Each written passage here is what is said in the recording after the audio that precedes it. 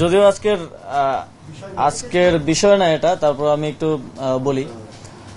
আর BCB এ বিষয়ে হয়তো একটা বক্তব্য দিয়েছে এবং রাষ্ট্রের জায়গা থেকে রাষ্ট্র প্রত্যেক নাগরিককেই নিরাপত্তা দিতে বাধ্য, এবং সেটা আমরা তো অবশ্যই করব। এখানে সাকিব আল হাসানের পরিচয় দুইটা, এটা আমাদের মনে রাখতে হবে। খেলোয়াড় হিসেবে একটা পরিচয়, আরেকটা হচ্ছে ওনার রাজনৈতিক পরিচয়। উনি আওয়ামী লীগের প্যানেল থেকে একজন এমপি ইলেকশন করেছিলেন। তো মানুষের মধ্যে তো এই দুইটা নিয়েই মিশ্র প্রতিক্রিয়া আছে। এখন খেলোয়াড় হিসেবে আমাদের একজন খেলোয়াড়কে যতটুকু নিরাপত্তা আমাদের দেওয়ার দায়িত্ব, সেটা অবশ্যই আমরা দিব।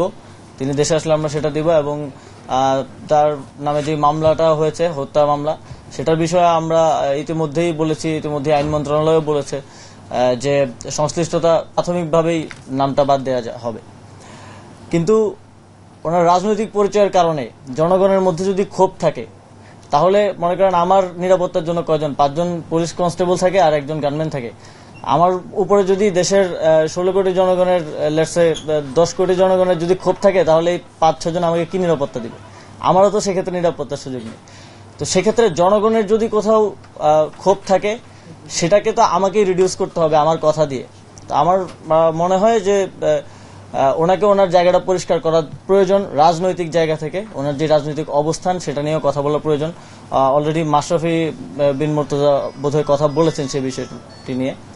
তো জনগণের পক্ষ থেকে যদি নিরাপত্তা ঝুঁকি থাকে, সেটা কেউই কাউকে আসলে দিতে পারবে না। শেখ হাসিনাকেও তো নিরাপত্তা দেওয়া যায়নি, তাকে দেশ ছেড়ে পালাতে হয়েছে।